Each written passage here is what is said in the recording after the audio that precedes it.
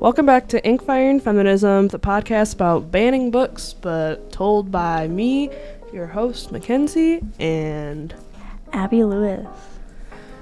Today we will be talking about the book Owlish, a new book that was released by author Dorthey Tse from Hong Kong, and why it's terrible and bad and needs to be burned and banned. If you don't know, the government implemented a new program where certain people can volunteer to read a certain number of books per month and spread why they're bad, why they need to be burned, just so another chaotic fireman burning up his bosses and coworkers doesn't happen again, because that guy went a little insane from reading books, and it just goes to show how bad they are. Yeah, so a quick summary about our book this month was Owlish. It's about a professor, Professor Q. He also goes by Owlish at some points in the book. He's married. He holds a job as a professor at a university. But due to his delusions and his fantasies from reading way too many books, he becomes obsessed with the idea of cheating on his wife. But he's too weak to actually cheat on her. So he falls in love with a life-sized ballerina doll that eventually comes to life. Her name's Owlish. They fall in love, have a little fun, and then, it kind of ends in flames. See, we need to stop giving men ideas that they think that they can just have sex with dolls. Yeah. Why? It's an inanimate object. Books are literally making people attracted to inanimate objects? What the hell? Yeah, I don't know. That's kind of creepy. It kind of sounds like bestiality to me. Borderline, I would say. Yeah, books like this spread ideas that men think that they can fetishize anything they want, overly fetishize women. He falls in love with a doll made with perfect proportions to be a ballerina, and he can't even love his own wife that he's been married to for how many years? Dude, why would something inanimate, cold, literally sanded down to perfection be better than your wife, who's a girl boss? Yeah, she's a queen. She's everything any other woman wants to be, and We stan Maria. But we need to talk about the idea that men think they can fetishize whatever they want.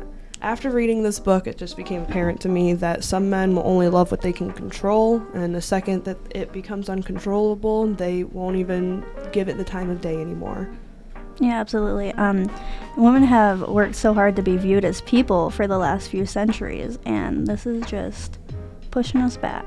Yeah, it's going to regress us as a society. After more men spread these ideas of loving the perfect and unattainable, we're just going to go back to spending our time only pleasing men, only doing what we can to catch their attention. It's disgusting.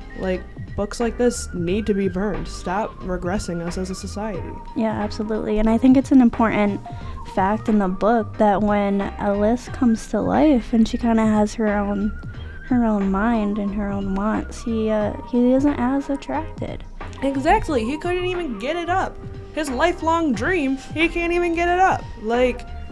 Why? Just the second that she can talk and she has thoughts and opinions and feelings, that's just a turnoff for you? Yeah. That should say something about him as a character. Yeah, the moment he doesn't have full control over this doll, he's kind of over it. Yeah, even throughout the book, when he's with his wife, he can only get aroused when she's asleep.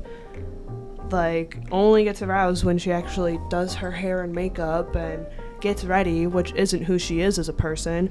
Maria loved not needing to get ready in the morning, not needing to please men, being her own kind of person. She is the idea of working for yourself and dressing for yourself and pleasing for yourself instead of for other people. And yet, second he's not paying attention to her, she's like, let me do my hair, let me do my makeup, let's see if he will want me. And he barely even wants her then. He was just so encapsulated by this doll.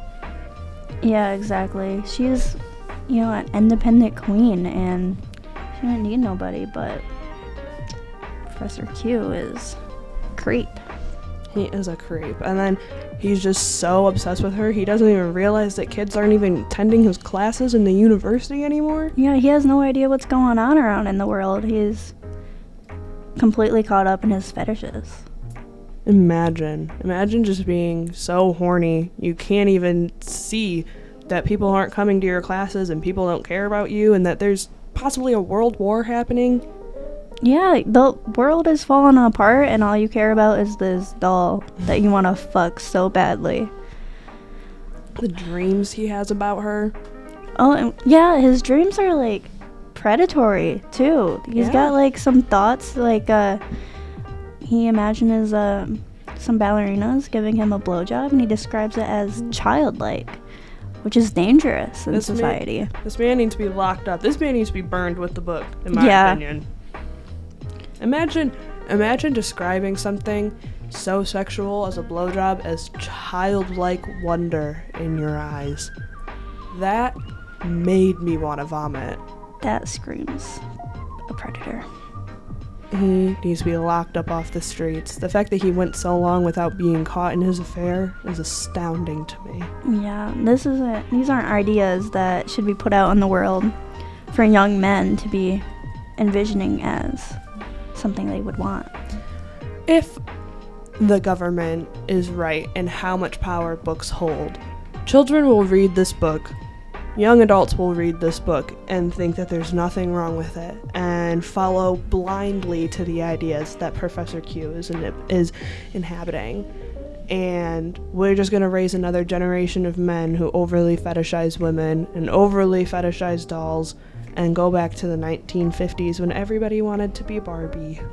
Yeah, books like these kind of ruin all the progress we made as women in the last centuries. Exactly. Imagine the Barbie movie being written under the lens of this book. And it would be a completely different movie. It would be all about Ken. It would be all about it. Yeah, it would be all about Ken. I cannot believe that. Yeah, it's just a shame that women are just going to be regressed as a society if books like this are going to be taught in schools and spread all around the world. Like, little boys are going to read this, find this book in a store and be like, I wonder what this is. It's like a little artifact. And read it and adopt the ideologies of Professor Q. It's sad. Like... Yeah, I think the title itself gives a very misleading point for children. A little boy is gonna pick up this book and think he's gonna be reading about owls, and then he's gonna be getting all these terrible ideas in his head, and he's gonna want to fetishize women and dolls, and the next thing you know, mom's walking in his room and he's touching a doll. That would be terrifying as a mother, to walk in on my son rubbing up against a doll because of what a horrible thing like books taught him. It's just terrible. I feel like my brain is going to mush reading books. Like, I don't even know why I signed up for this at this point. Like, it is a disgusting thing that we have to deal with. We do it for the children. We do it for the children. The risks that we have to take as women are just so hard. We have to protect our children. We have to protect our children, and we are the victims here. Sure are. We sure are. In the studio today, we do have a special guest. I know that we were just talking so much crap about Professor Q and how awful he is, but it turns out that he had gone to literature rehab and is reformed and is now a fellow book burner himself. Yeah, so let's welcome reformed Professor Q. Woo! Hello all. It's nice being here with you today and to share in the pleasures of the now reformed nature of burning books here. I truly hope that you are reformed and you're not just lying to us, because I will find you. We will burn down your house with you sleeping inside. If I have to endure I'd the rather- awful biography of your life and you didn't change, I just wasted 10 years of my life that I will be thinking about the things that you had done because of what books taught you. You're the reason that we are victims here today, and I hope you feel so bad. Yeah, Professor Q, I completely agree with Abby. I mean, the things that you had done were just heinous, and I truly hope that you have found acceptance and rehabilitation and faith in life, that books are just going to steer you in the wrong direction. I mean, not to be gruesome, but some of the crimes that you committed against women and children, just comparing sex acts to childlike wonder, I mean, it's just truly disgusting. And if you aren't truly reformed, I seriously hope that you get stoned as you're walking out of this building. Or worse, maybe hung. Maybe hung. Yeah, we'll just throw him to the gallows at this point. Yeah. But anyway, while I would love to sit here and talk about how awful you used to be, let's get to know how much better you are now. Who is the new Professor Q? Yes, well, as you have said a lot so far, I used to be a horrible person back when I read books. But after I was pulled out of that fire, it really made me realize how bad books can be and how much they can taint your mind. I used to really have a problem with dolls and fantasizing about those children as children. And I think it really does come from the fantasy engrossed in books. And I think going to rehab really helped me realize that the government is right in banning these books. So tell us about Owlish. Was she a real person? Was this actually a doll that you had encountered that came to life? Like, where... Or was this a child? Did you molest a child?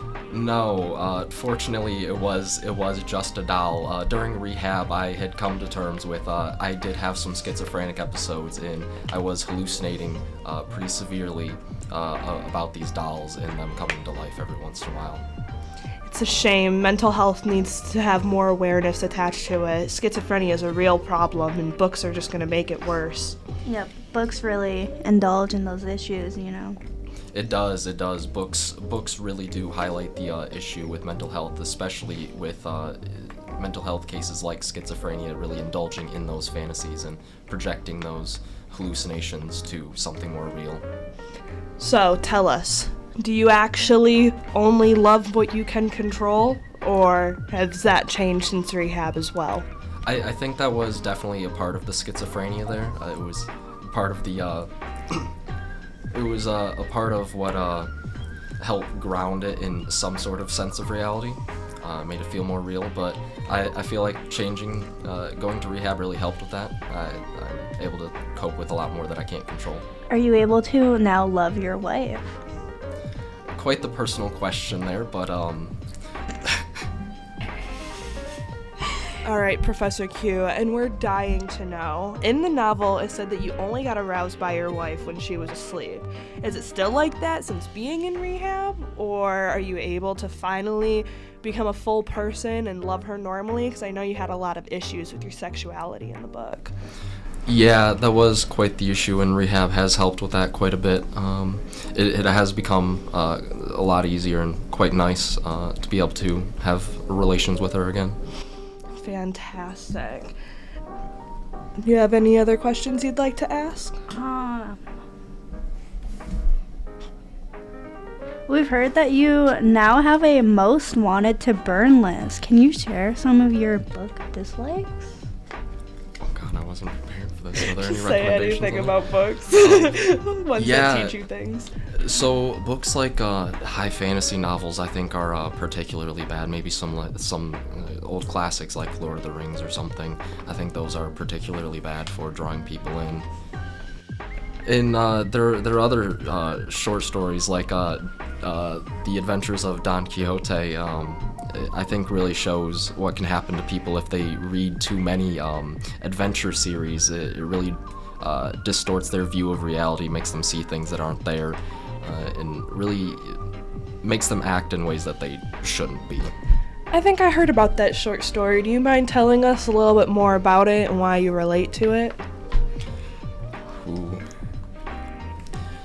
So yeah, Don Quixote, it was just a really good representation of kind of how I felt about seeing things in the world that weren't really there. Things with, like, him proclaiming himself to be a knight was kind of how I saw the dolls, and I just kind of proclaimed them to be humans, similar to how he also saw the windmills in his journey as giants, or the people that he was walking along and just seeing as other knights or princesses on the streets. Yeah. Well, obviously, you can no longer be a literature professor, so what are you doing now with your career? Yeah, so after the rehab, I really started kind of speaking with people and really convincing them that novels and literature really are kind of negative for society and lead to depravity amongst the citizenry. And so that's kind of what I'm up to now, just speaking to people. Wow, that's insane.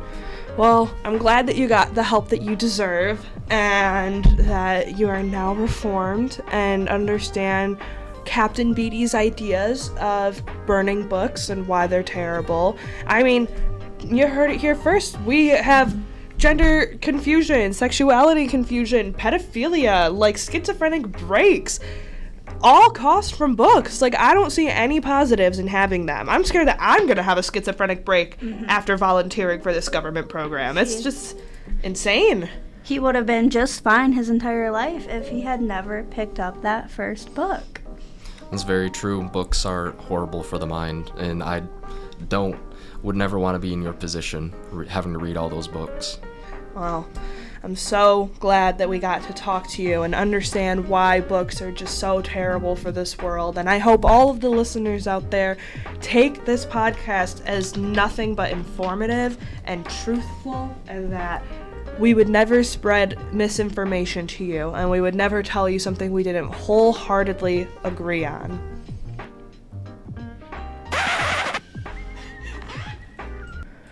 Professor Trump, this is a little sidebar for the end of the podcast.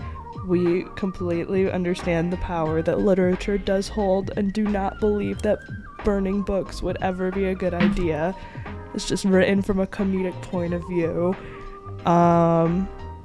But the main story of Owlish is not only just the relationship that Professor Q has with Alice, but also how people become so obsessed with themselves that they cannot pay attention to the political outbursts happening in the background of whatever's happening. The Hong Kong protests are very important and should be studied upon, but the book emphasizes about how dangerous it is to be so distracted that you can't pay attention to the political warfare happening all the way around you.